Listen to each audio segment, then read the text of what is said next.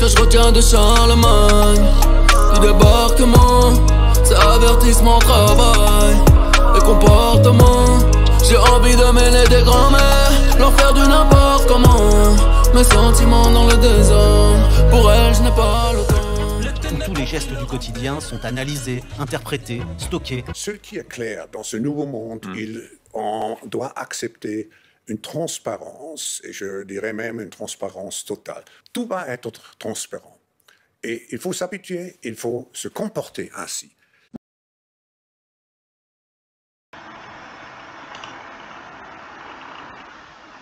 Oui, bonjour monsieur. Vous êtes monsieur?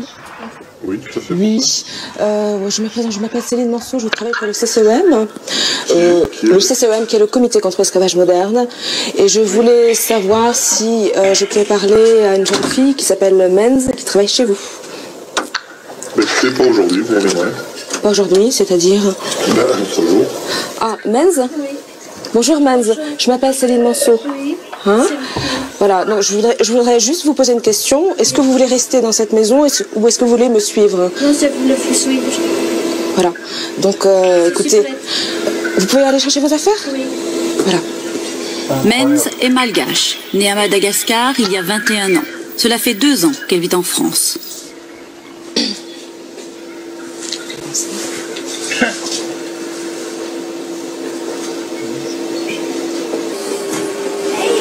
Menz attendait que quelqu'un de l'association vienne la chercher aujourd'hui. Elle était prête. Oui. Bonjour madame. Je m'appelle Céline. Oui, bonjour monsieur. Vous êtes monsieur? Oui, tout à fait. Oui. Je me présente, je m'appelle Céline Manceau, je travaille pour le CCEM. Le CCEM qui est le comité contre l'esclavage moderne. Et je voulais savoir si je pouvais pas... Si... Oui, bonjour monsieur. Vous êtes monsieur? Oui, tout à fait. Oui.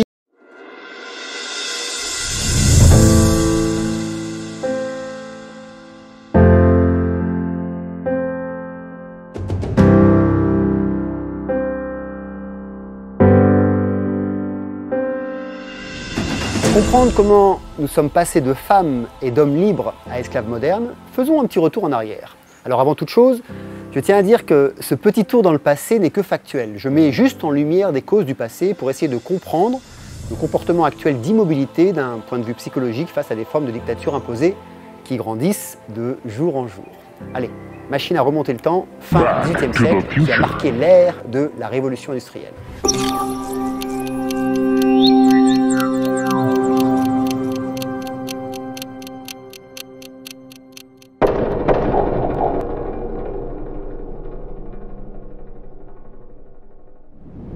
Avant 1750, dans la vie quotidienne, la plupart des gens travaillaient dans des affaires familiales et c'était la famille qui réglait les problèmes de chacun de ses propres membres. Il y avait un lien familial très fort, créant un respect et une forme de confiance.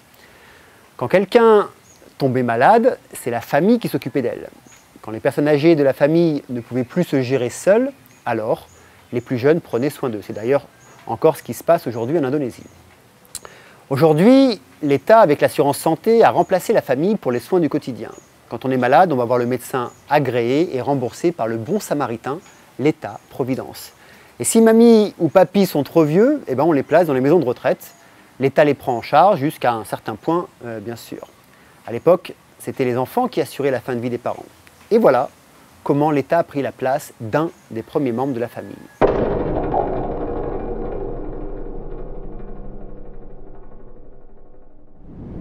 Quand on voulait construire une maison ou un projet, on se réunissait et chaque membre de la famille levait des fonds. Il y avait l'oncle François et la cousine Janine qui avaient des moyens. Voici François et là, Janine. Si la famille ne pouvait pas, alors c'était la communauté locale qui était appelée et qui venait en aide. Aujourd'hui, le système dans lequel nous vivons a remplacé l'oncle et la cousine par des établissements financiers que nous appelons des banques. D'ailleurs, nous faisons plus confiance aux banques qu'aux membres de notre famille pour y placer notre argent, n'est-ce pas? Et voilà comment l'État a pris la place d'un deuxième membre de la famille. Mais continuons.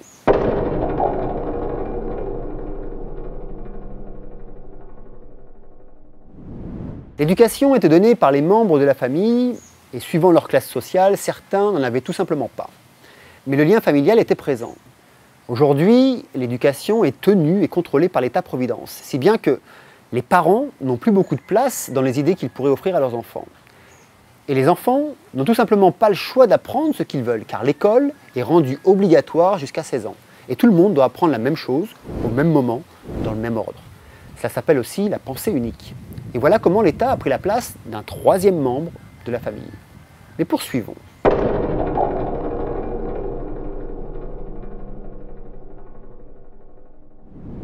Quand on se faisait embêter dans la rue, on allait chercher Paul, le grand frère, et Jacques, le cousin. Ça c'est Paul, et ça c'est Jacques. C'est eux qui venaient régler les comptes, et aujourd'hui, le frérot et le cousin sont remplacés par les forces de l'ordre, les policiers, les CRS, pris en charge financièrement bien sûr par le père des pères, l'État-providence. Et voilà comment l'État a pris la place d'un quatrième membre de la famille. Mais ne nous arrêtons pas là.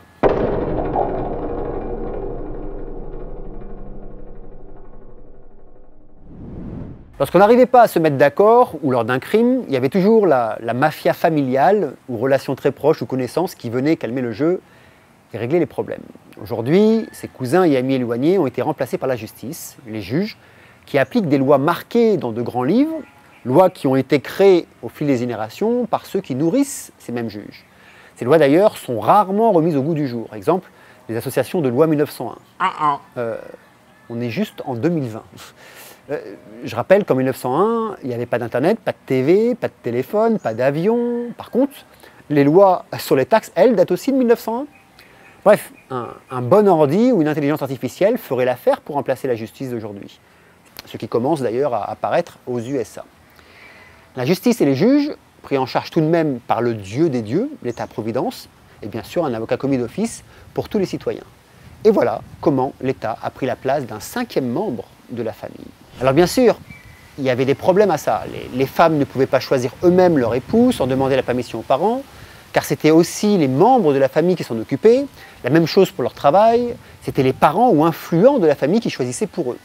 Tout n'était pas rose comme aujourd'hui d'ailleurs. Mais, je le répète, je ne fais aucun jugement sur l'État-providence et le système actuel, ni sur le fait que vivre avant était mieux ou moins bien qu'aujourd'hui. Ce n'est pas l'objet de cette vidéo.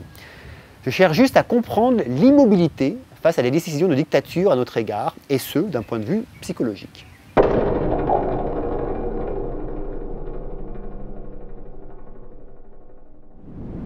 Pour pouvoir arriver à prendre le contrôle sur les citoyens et briser réellement le pouvoir de la famille et de la communauté, il fallait plus que ça. Il fallait devenir indispensable dans tous les domaines de vie de chaque individu. L'ère industrielle vient avec l'ère de l'offre et de la demande, le monde marchand par excellence, où tout va devoir se vendre et s'acheter, même nous. Voilà le deal que l'État que nous connaissons aujourd'hui a fait à l'époque et continue à faire et auquel nous avons donné notre accord à notre naissance. Devenez libre. Pensez par vous-même. Épousez qui vous voulez sans demander la permission à qui que ce soit. Faites le travail qui vous convient sans demander ni à vos frères, ni à vos sœurs, père, mère ou cousins. Devenez indépendant de votre famille ou de votre communauté. En échange, nous allons devenir votre famille et allons vous donner une protection comme vous n'en avez jamais eu. Nous allons prendre soin de vous. Nous nous occuperons de mettre en place des systèmes pour que vous ayez de la nourriture sans aller dans les champs ou aller chasser.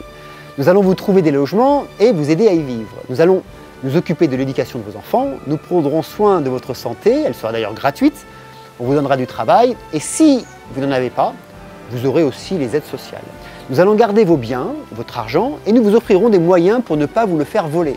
Ne vous inquiétez pas, vous serez protégé de tout agresseur par nos gardiens de la paix et puis, pour votre fin de vie, nous allons prendre soin de vous et mettrons en place des pensions et des assurances et de la protection.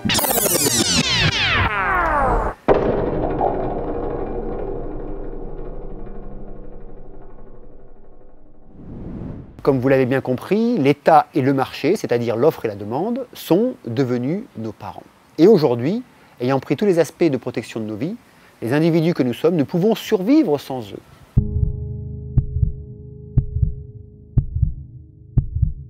Cette dépendance physique est devenue aussi une dépendance psychologique. Par ce biais, les taxes ont pu apparaître, car bien sûr, aucun État-providence ne prendra soin des individus sans contrepartie. Alors il va falloir que tout le monde paie pour que tout le monde puisse bénéficier de ces services. Vous signez, n'est-ce pas? Mais alors, nous sommes devenus des marchandises car on nous a enlevés à notre famille, achetés par des promesses, et nous devons payer pour avoir le droit à ces promesses. Je vous remets la phrase du début.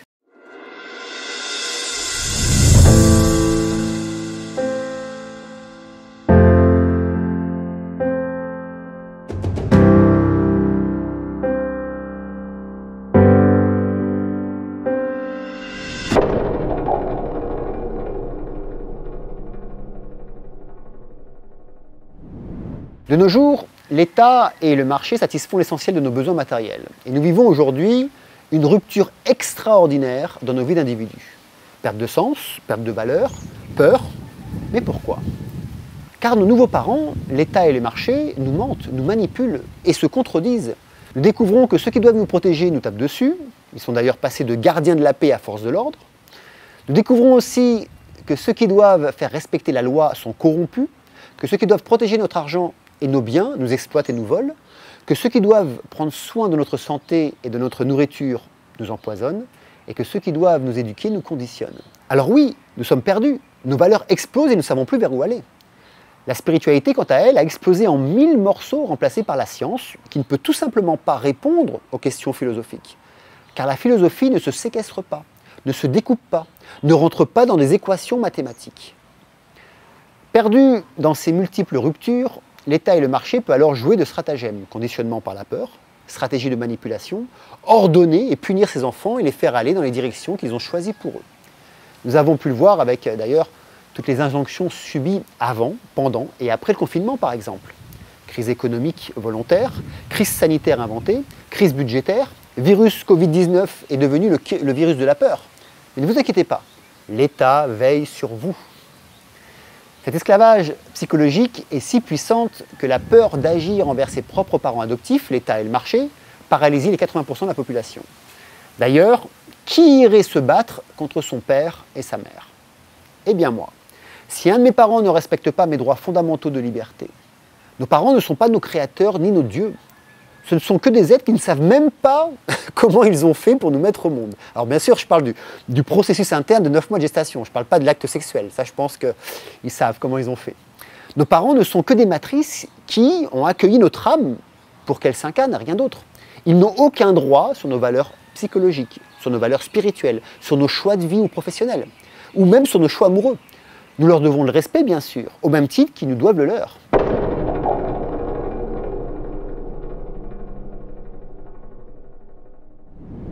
On parle de nouvel ordre mondial. Ok, alors là, je vois s'hérisser vos cheveux sur certaines de vos têtes. Mais essayons de comprendre ces trois mots plutôt que de suite penser complotisme. L'expérience du Covid-19 nous a montré un exemple très frappant de ce nouvel ordre mondial. Une seule personne, Tedros Adhanom, directeur de l'OMS, a pu donner un ordre qui a changé l'histoire du monde en quelques semaines. Bon, ok, même si la totalité de cette idée ne vient pas que de son cerveau. Mais les États du monde entier ont répondu plus ou moins présent à cet ordre. Et même ceux qui n'ont pas répondu présent à l'ordre du père des pères ont subi l'état de choc du marché par cette crise économique violente que nous vivons et qui nous est imposée. Rappelez-vous, il faut les deux composants dans un système sécuritaire d'exploitation humain. Un État qui prend la place des parents et le marché qui nous assure une sécurité. Donc, le nouvel ordre mondial montre sa puissance en temps réel. Un ordre a été donné et mondialement, nous l'avons exécuté. Pour faire simple et en étant généreux, 1% des personnes de la planète donnent des ordres que 99% d'individus suivent sans broncher. Ça fait en chiffres, pour arrondir, 75 millions de personnes qui contrôlent 7 milliards 425 millions d'individus. Alors on dit que le nombre fait la force, et bien dans le monde psychologique ce n'est pas le cas, et c'est même le contraire. Je vous laisse d'ailleurs méditer là-dessus et faire vos propres conclusions.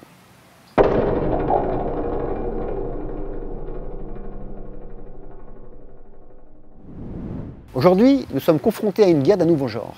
Les neurosciences n'ont jamais eu autant de vent dans les voiles de leur bateau. Et les premiers à bénéficier des résultats de ces recherches, ce n'est ni vous, ni moi. La guerre psychologique est bel et bien la plus puissante qui existe, car elle prend sa source dans une longue stratégie de manipulation des habitudes des individus que l'on veut contrôler. Quand une habitude est ancrée, il est très difficile de la faire partir, car de par nature, nous avons peur de ce que nous ne connaissons pas. Et le futur, demain, nous est inconnu. Alors on va préférer garder un mauvais deal de l'ancien temps plutôt qu'un meilleur deal mais incertain. On reste alors dans le même algorithme. Et pourtant, un algorithme est composé de diverses syntaxes. Et si vous voulez changer d'algorithme, il suffit juste de modifier une seule syntaxe. C'est tout le sujet de la psychologie algorithmique que j'enseigne d'ailleurs dans mes formations.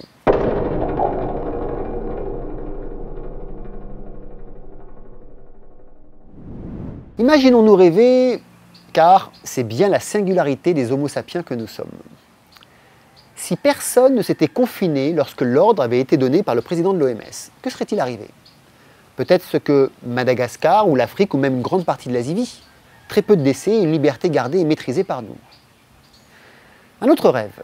Si le jour du déconfinement, tout le monde serait resté chez soi et qu'on aurait profité de cette occasion unique pour demander des vrais changements durables pour la paix dans le monde, le respect des droits de l'homme et des animaux, la préservation de la planète avant toute autre décision politique, sous peine de ne pas reprendre nos activités. Que serait-il arrivé? Croyez-vous qu'on nous aurait obligés à marcher dehors?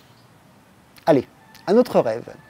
Si tous les médecins, infirmiers et infirmières et citoyens avaient suivi les recommandations du Dr Raoult sur le traitement du Covid-19 avec l'hydrochloroquine, croyez-vous que tous les médecins auraient été radiés de l'ordre des médecins?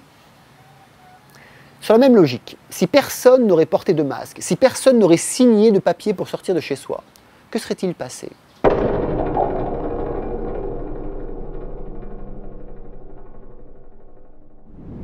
La force se trouve en soi, à l'intérieur de soi, une force qui est à l'opposé de la peur. Cette peur est celle de perdre ses parents adoptifs et la prison dorée qu'ils nous offrent. Et cette force opposée a un nom, elle s'appelle l'amour, elle s'appelle la confiance en soi, elle s'appelle la confiance en la vie, elle s'appelle la croyance en des valeurs profondément ancrées dans le respect de l'humain, des vivants et de la planète qui nous accueille. Cette force s'appelle la compréhension du sens de sa vie. Dans mes formations, j'appelle ça notre intention de vie, qui n'a rien à voir d'ailleurs avec un but de vie. Cette force s'appelle aussi l'union. Quand tous les esclaves se donnent la main, ils peuvent faire tomber leur bourreau. L'esclavage moderne prend sa source dans le fait de combler 5 des 6 besoins humains. La certitude, par la sécurité, par l'accès à la nourriture, les aides sociales, le logement, la santé, le travail. L'incertitude, aussi appelée variété, par des journées de vacances, le marché et ses gadgets, la possibilité de choisir son conjoint, son travail. La signifiance, en redéfinissant le sens de nos vies, centré sur une normalité par un travail acharné pour acheter nos moments de repos plutôt que sur l'expression de nos êtres. L'amour et la connexion, par un pseudo-droit d'expression et l'offre de plateformes où tout le monde peut crier et cracher son venin sans que cela n'entache les parents sacrés et tout leur système, sinon on nous censure. Il y a aussi la croissance par une éducation programmée pour faire de nous des bons servants. Mais il manque le dernier, qui n'ont pas réussi à transformer et qui font que les lanceurs d'alerte, les éveilleurs de conscience, les sages modernes, et vous qui regardez cette vidéo, faisons que rien n'est perdu. C'est la contribution. Nous savons que notre présence sur Terre va au-delà de nos simples actions du quotidien. Nous osons être nous. Et oser être soi est le secret de sa liberté. Car pour être soi, il faut avoir coupé toutes les chaînes des peurs. Peur du regard des autres, peur de manquer, peur de perdre, peur de ne pas réussir et peur du résultat. Les États et les systèmes modernes ont créé des générations d'assistés. Et comme des lions qu'on nourrit depuis leur naissance dans des cages, ne sauront survivre en pleine jungle si on les relâche. Et pourtant, si vous voulez devenir une femme ou un homme libre, si vous voulez grandir intérieurement, c'est le seul chemin de votre liberté. Alors, pour reprendre le pouvoir sur votre santé, tout simplement, utilisez des médecines qui datent bien avant la médecine moderne. Refusez les vaccins, refusez les médicaments chimiques et prenez soin de votre corps par vous-même, du sport, de la méditation, des jeûnes réguliers, de la nourriture alcaline sans produit animal, un temps de sommeil et de repos suffisant, des pensées positives, des pensées d'amour, des lectures et des films qui vous éveillent. Tout ça contribuera à vous garder en bonne santé. Et vous n'aurez plus besoin de votre médecin, sauf peut-être une fois par an pour faire un bilan et voir ce que vous devez vous-même réajuster par votre manière de vivre et non par des produits chimiques. Ah oui, j'oubliais, les médecines naturelles ne sont pas remboursées. Eh bien, cela devrait vous motiver à prendre soin de vous. Le système n'aura alors plus de poids sur vous et votre santé. Et vous reprenez 1 point de liberté sur 5.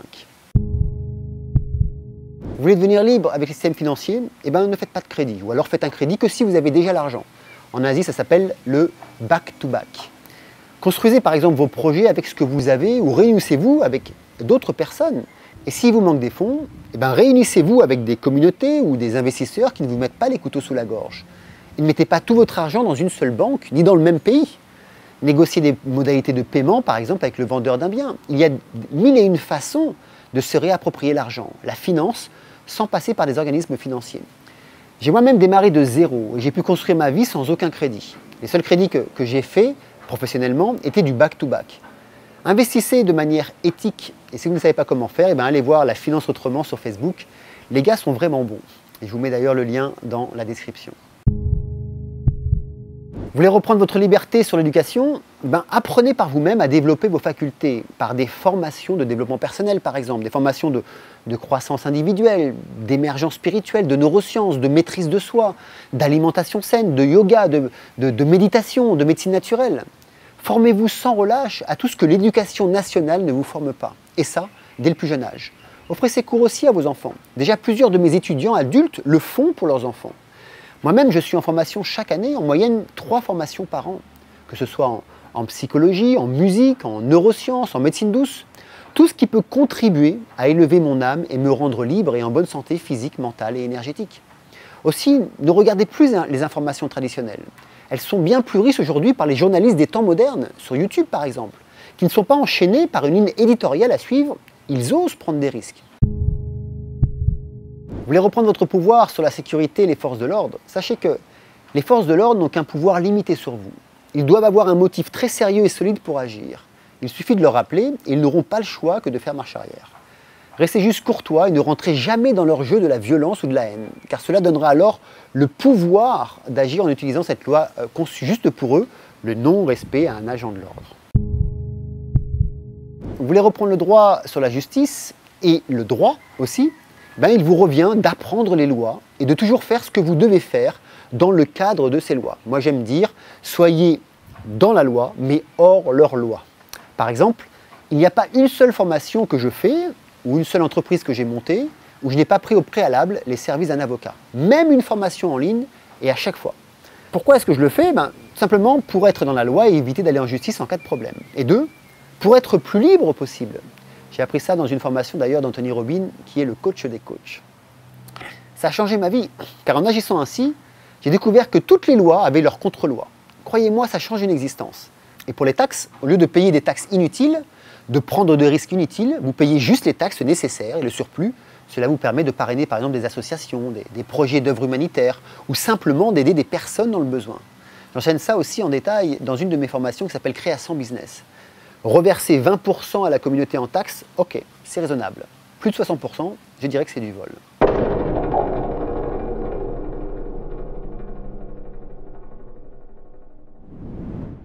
Si vous osez être vous, alors vous allez attirer à vous des personnes qui, comme vous, veulent être eux-mêmes. Elles vont se retrouver en vous. Et à leur tour, quand elles deviendront elles-mêmes, elles vont attirer d'autres personnes. Remplir ce besoin dans votre quotidien est la clé de votre liberté, mais aussi la fin de votre esclavage psychologique. Regardez en vous qui vous voulez être, ce que vous voulez être, et osez être vous. Reconnectez-vous à vous-même. Et ça, un petit peu chaque jour, par exemple, en méditant. Vous ne savez pas comment faire? Eh bien, fermez les yeux. Respirez et écoutez votre corps, sans entrer dans vos pensées. Allez peut-être dans un centre de méditation le plus proche de chez vous, ou alors suivez mon programme en ligne d'1 an entièrement gratuit. Et si vous tenez jusqu'au bout, je vous assure que vous retrouverez votre liberté. Parce que vous serez mort tellement de fois que vous n'aurez plus aucune peur en vous. Au bout d'1 an de méditation, il ne vous restera que de l'amour, que de la vivacité intérieure, de la force intérieure, une vivacité d'esprit et une lucidité sur les événements qui se présenteront devant vous. Revenez vers vous, recentrez-vous et connectons-nous parce que nous sommes 99%. Et 1% de personnes qui ne cherchent que la haine, le pouvoir et le gain ne peuvent pas faire le poids contre 99% de personnes qui sont prêtes à s'aimer, qui veulent œuvrer pour la paix et qui sont alignées avec eux-mêmes. Osez être vous. C'est la seule issue de votre liberté.